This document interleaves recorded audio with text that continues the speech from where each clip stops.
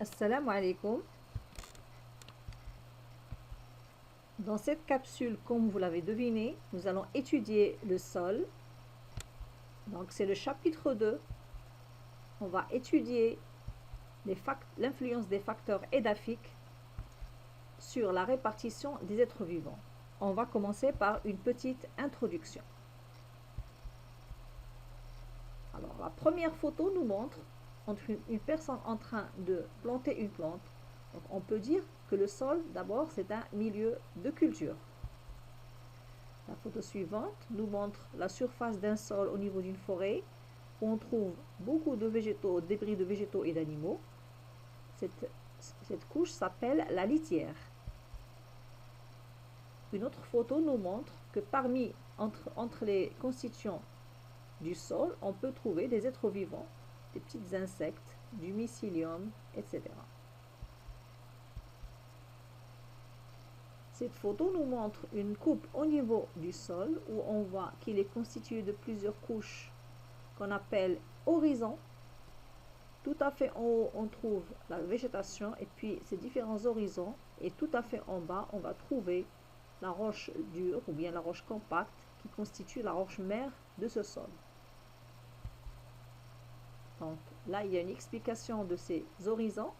Donc tout à fait en haut, on a la végétation, puis on a le premier horizon qui est constitué de litière. En dessous, on a l'humus. Après, on a la couche minérale et tout à fait en bas, on a le sous-sol qui est constitué de la roche mère qui se fragmente en allant vers le sol, vers le haut. Donc le sol est la couche supérieure de la croûte terrestre de quelques centimètres à quelques mètres en général. C'est une formation naturelle qui évolue dans le temps et dans l'espace.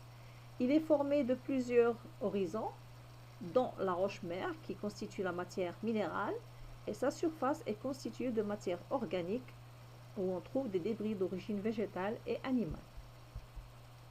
Le sol est composé de détritus de roches, de grains de sable et d'argile, de débris de plantes et d'animaux morts. Entre ces éléments, il y a plus ou moins d'espace où circulent l'air et l'eau et où vivent une multitude d'êtres vivants. Alors, cette photo montre qu'il y a plusieurs types de sols selon la terre qui les constitue. On peut trouver une terre argileuse, une terre sableuse, une terre calcaire ou bien une terre humifère et bien d'autres types de terres aussi. Les spécialistes des sols qu'on appelle les pédologues classent notamment les sols selon leur composition et selon leur texture que nous allons étudier dans les prochains paragraphes. Alors, quelles sont les caractéristiques et les constituants du sol? Quelles sont les propriétés du sol? Comment se forme le sol? Quelle est l'influence du sol sur la répartition des êtres vivants? Quelles sont les causes et les conséquences de la dégradation du sol